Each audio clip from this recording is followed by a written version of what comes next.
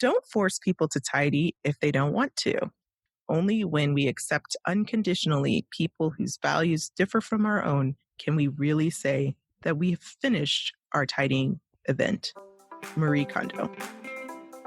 Welcome to Spark Joy, the podcast dedicated to celebrating the KonMari method and the transformative power of surrounding yourself with joy and letting go of all the rest. With your hosts and certified KonMari consultants, Kristyn Ivy and Karin Sochi. And now, here's the show. Don't force people to tidy if they don't want to. Only when we accept unconditionally people whose values differ from our own can we really say that we have finished our tidying event. Marie Kondo. Today, we take a deep dive into motivating others to tidy. Whether you're just getting started on your journey or you're a seasoned KonMari joy sparker living the lifestyle, it's important to consider the role of others you share your space with in your journey. But first, before we begin, you know what's next. It's time for a joy check. Kristyn, what is sparking joy for you today? Well, I'm so excited to announce that I officially have 4 The Love of Tidy Power Partners, 5 in particular that support my clients on different levels post-tidying. So oftentimes after we confront clutter, we're really confronting ourselves, and there's other things that come up that need addressing after we've put everything away, found a place for things, found a click point, and completed all unfinished business. For example, home cleaning or digitizing sentimental items, and also some wellness like finance, life coaching, or nutrition. So I have put together a awesome team of professionals who I trust and who I have worked with, who are official for the Love of Tidy Power Partners. So I'm so excited to announce those Power Partners, and we will link them in the show notes. All of my Power Partners will be available publicly, and then for anyone who is working with me directly, they get a little bit of a incentive to work with them. So it's a great way for tidying to continue to pay you back when you take the time to invest in KonMari consulting. So I'm really excited to announce that I have let all of my clients know at this point that they are available as a resource to them, and I want to make sure our Spark Joy listeners know as well. And Karin, what sparked joy for you? Well, it's a little bit similar, but I have noticed over the time that I've been working with clients that there are really 2 areas that a lot of my clients express interest in once they have begun tidying. Just 2 components that really seem to fit in with their visions for themselves and their best life going forward, which, as we know, is something really important and near and dear to us. And those areas have to do with their fashion, in the sense that a lot of times people are coming to me because they've gone through a major life transition. They're starting a new job or ending a job or coming back from maternity leave or, multiple different reasons. Or maybe they have aspirations, occupational aspirations that they feel they're not able to, completely take advantage of because they need some help in fashion. And then on the other hand, I have clients who, as part of their vision, really want to do some amazing things with interior design. So I'm beginning to develop a couple of collaborations with a couple of really talented people in the area of fashion and interior design that I'll be presenting sometime in the next few months as we get our plans together.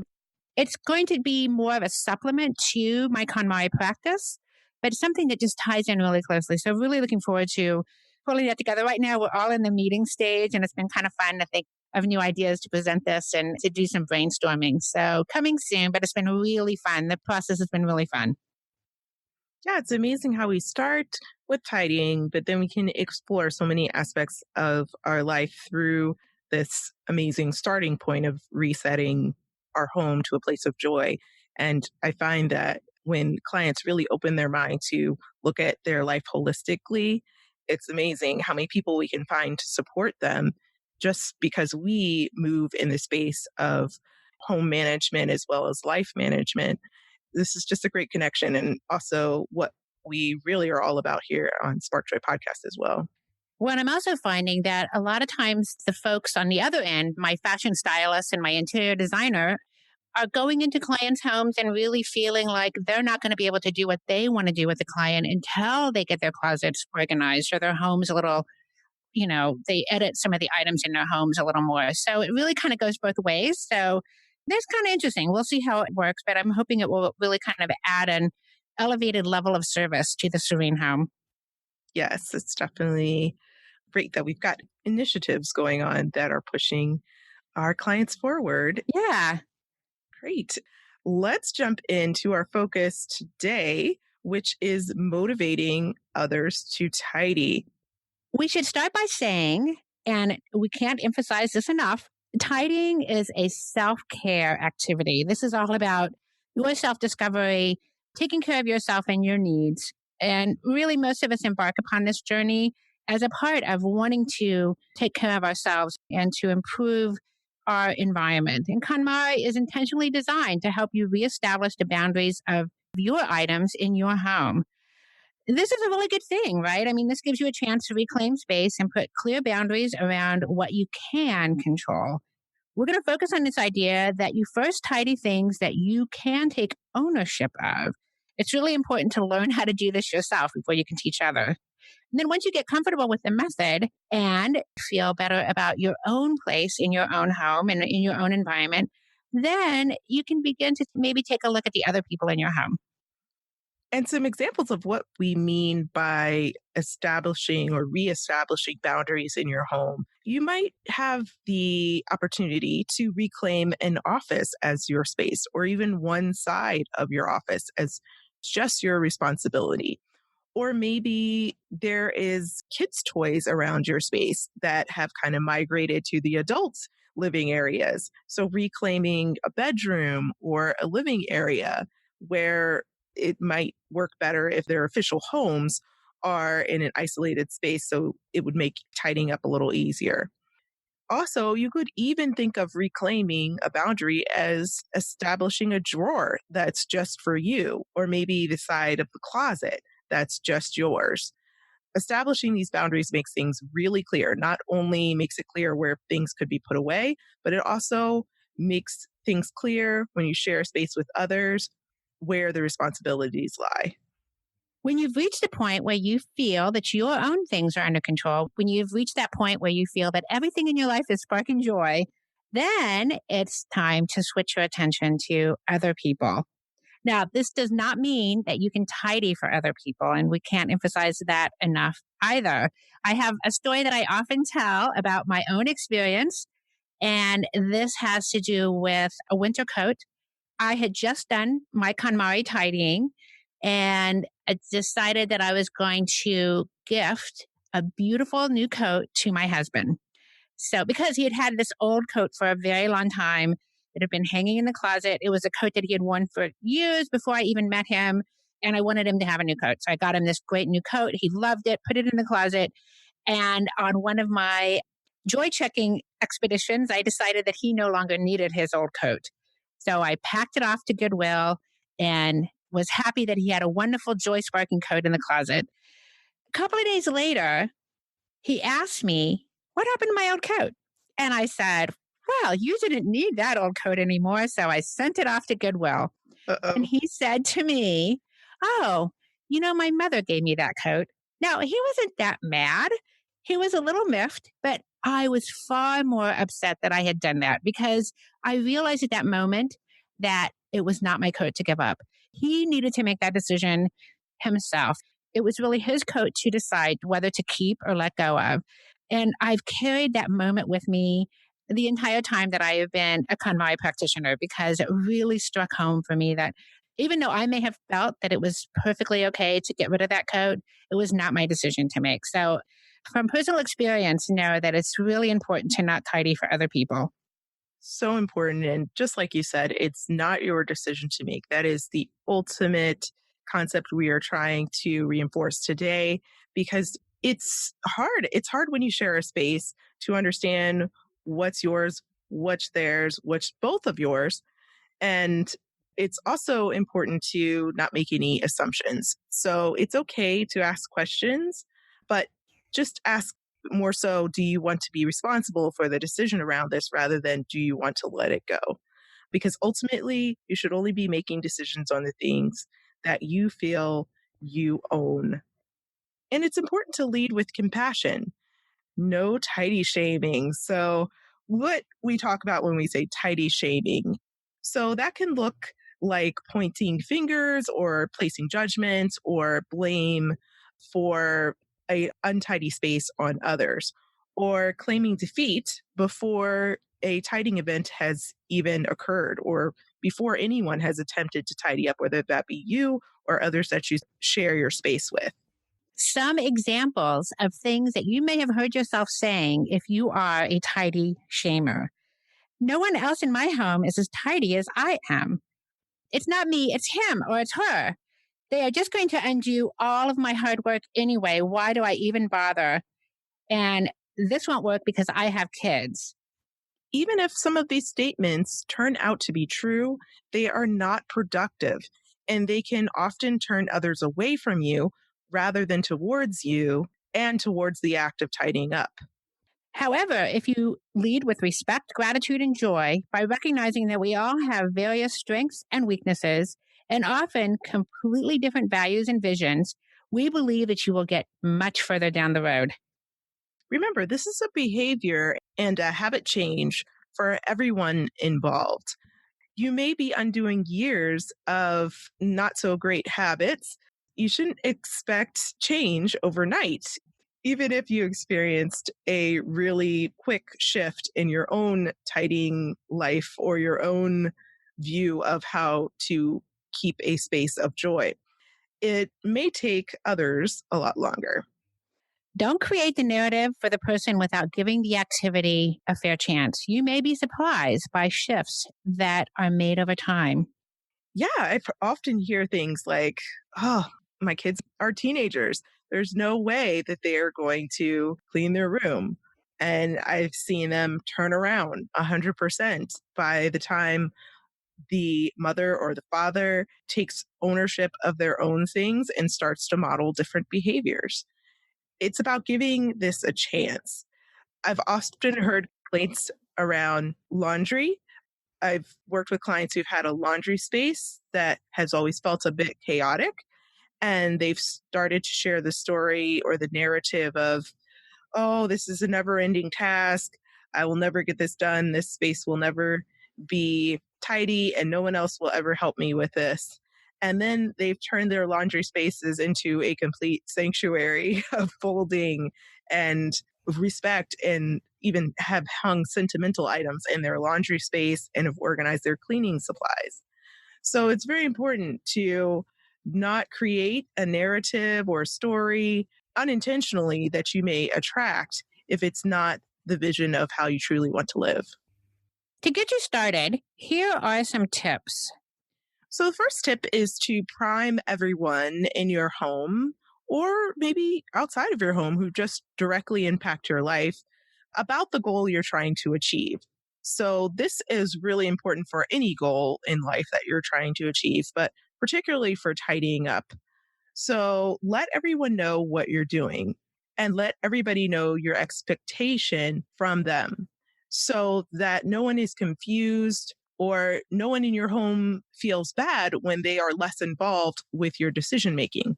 So if you're just getting started with KonMari, for example, let your family know that you're going to try out this new thing that you learned about and you heard about on Spark Joy podcast, and you are going to be 100% dedicated to tidying up your items first. You may have questions here and there for them, but primarily you're just going to focus on your things. So they may see a change going on in the home, but you'll let them know when it's time for them to start to tidy if they feel ready. Our next tip is be the change you want to see in the world. You've probably heard that expression before. And by this, we mean that you can shine by living the lifestyle. Others will definitely notice that not only have you made changes in your own life, but that they maybe have some unfinished business of their own. And maybe they'll notice that the speed in which you're getting out of the door in the morning, or the ease in which you are finding the things that you need in your home, or doing the things about your day that are much more comfortable in your tidied up environment, or maybe even the money that you're saving by not overbuying or the shopping habits that have changed. All those things can really demonstrate to others exactly the benefit of embracing the impact of KonMari. Our third tip is to have a discussion about your vision for your home and your life with those you share it with. It's very important for you to take time privately to establish what your vision is before you ask anyone else about their thoughts. But it's also important to take a step back with those you share your home with and really make objects less of a factor.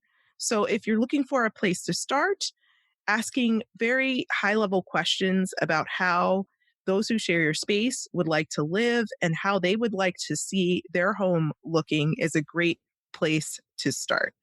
And it really takes out the things that usually cause confrontation, like should we keep 5 cups or 15 cups? It's really about how do we mutually want this home to look? And you can really start to explore where there's overlaps and where there's commonalities. And if you're unsure of where to start when it comes to that discussion, definitely check out Spark Joy episode 5 for a detailed breakdown of how to establish your ideal lifestyle and ideal living environment when you're working through your vision. Certainly sharing an episode of the Spark Joy podcast, one maybe that you particularly enjoyed, is a good place to start a conversation. Again, the Netflix series, Tidying Up with Marie Kondo, is also something that certainly motivated thousands of people to begin their tidying journey. So that might be an idea. Sit down and watch the Netflix series with people in your home. Of course, we always recommend that you read the book, The Life-Changing Magic of Tidying Up, as a supplement and really the best way to get started with the method. But sometimes just sitting down and watching the Netflix series can be really inspiring to someone. The question, does it spark joy, is a simple one, but not so easy to execute alone. Extend your tidying experience by joining the Spark Joy Club, our online community filled with our clients, fellow listeners, and KonMari enthusiasts ready to support your journey. If you find yourself buried under clothing, stuck on storage, or pointing fingers at untidy housemates or family members, we want to help you finish your tidying journey once and for all. Support the show at the Joy Riser level and receive access to our exclusive virtual community, as well as the Tidy Home Joy Journal, your #1 tidying companion. Visit sparkjoypodcast.com and click on Join the Club to get started. And now back to the show. Our next tip is to offer assistance when you see any interest emerge. So that's the best possible moment to start to introduce layers of KonMari to someone when they show an interest after seeing you shine and seeing you be more productive. Definitely demonstrate the method in one small area of your home. So perhaps showing someone how to properly store and joy check their socks would be an example of jump-starting things, or maybe the method of folding undershirts or storing belts, something that's really tangible, but really reasonable for someone who's just getting started. And do this together, but avoid critiquing their criteria for joy. Remember, it's ultimately their decision to make. My final tip is that if you find yourself increasingly irritated by how others in your home are maintaining their spaces, we suggest that you focus on your own space to quiet down some of your anxiety. Studies have shown that just managing a very small area, such as your desktop or your nightstand, can actually not only give you a moment of calm, but is also super empowering. So while you're organizing your own small space, think about how rewarding it is to have a beautifully edited spaces, no matter how small they are. As we know, Marie Kondo loves to clean as much as she loves to tidy. So when she's experiencing some tension between keeping her own space and making sure everyone else in her home is managing things, she takes moments to really thank things that she's using and also clean and wipe them down with a lot of respect and care, because the things that we cherish and appreciate really shine and work better for us. a lot of times it just comes down to issues of timing. We are all on our own journeys through life. And for some of us, the idea of taking charge of our environment comes quicker than for others. So it's important to be really mindful of that. I have another story about a very, very large bin of miscellaneous technology equipment that had been stored under our bed for 5 years. And it was cords, devices, and things that were mostly obsolete, but they sat there. This particular bin was not mine to tidy. So although I was very aware of its presence, I worked my hardest to let it go.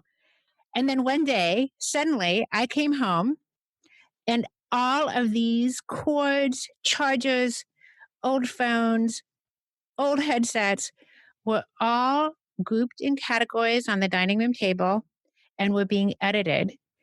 A huge bag of cables, cords, and phones went off to e-recycling, and we now have a very small bin of technology equipment that's actually needed and useful.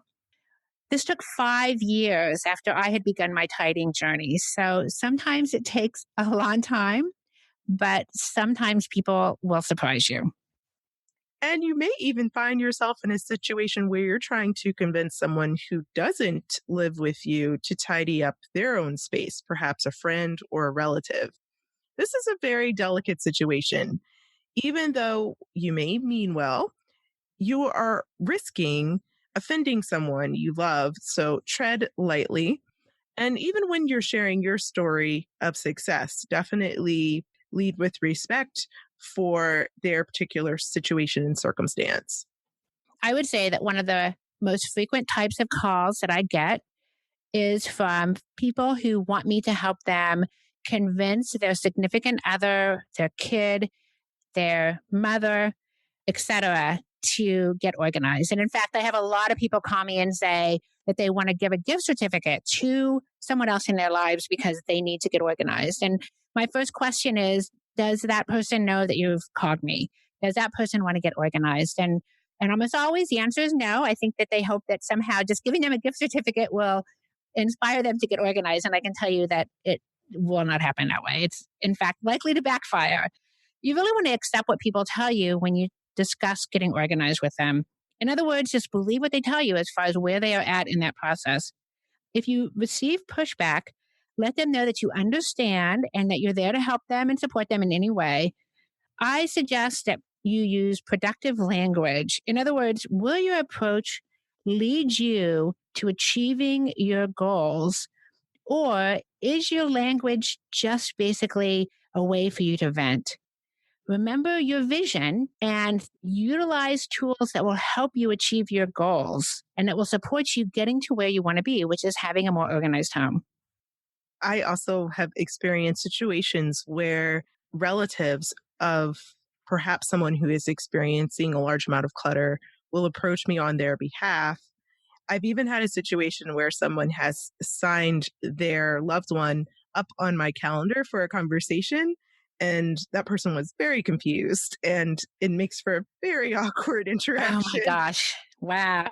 So, really do tread lightly when it comes to offering or recommending services to someone who may be struggling with clutter. But as we know, since tidying was trending ever since the Netflix tidying up special aired, that this is a universal issue. We all have clutter somewhere, whether it's showing up and manifesting as physical clutter.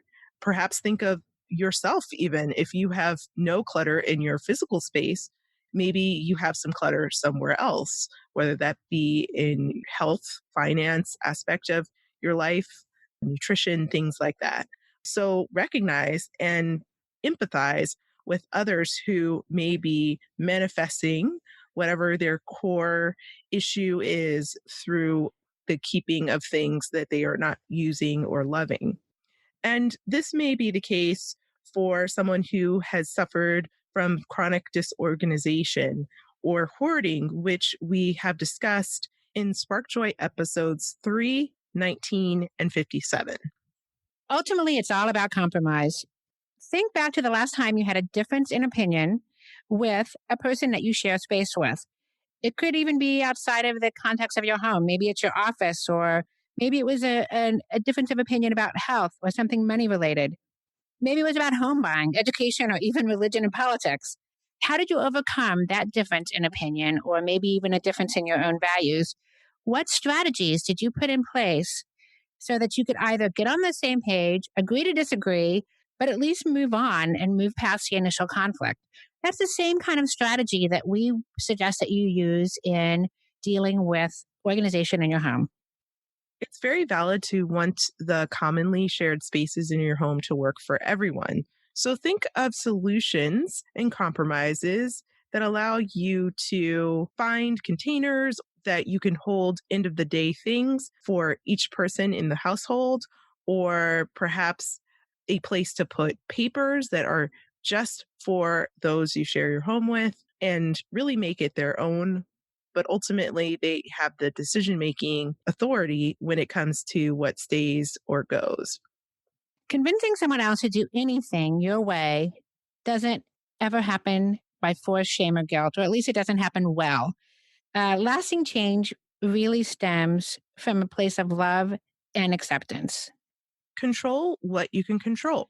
Stay in your tidying lane and demonstrate your best life through your home, independent from how others are choosing to live. Protect your boundaries of joy and accept that everyone is on their own journey to joy at their own pace. So now we want to hear from you. Tell us your burning tidying questions or share stories about how KonMari has impacted your life. Head over to Apple Podcasts to subscribe and review the show, which helps us to reach others along their tidying journey. To extend your tidying experience, you can join the Spark Joy Club. Visit sparkjoypodcast.com and click Join the Club to become a member of the Spark Joy community, or you can join us on Facebook, Instagram, and Twitter. Thanks for tuning in, and we hope your day sparks joy.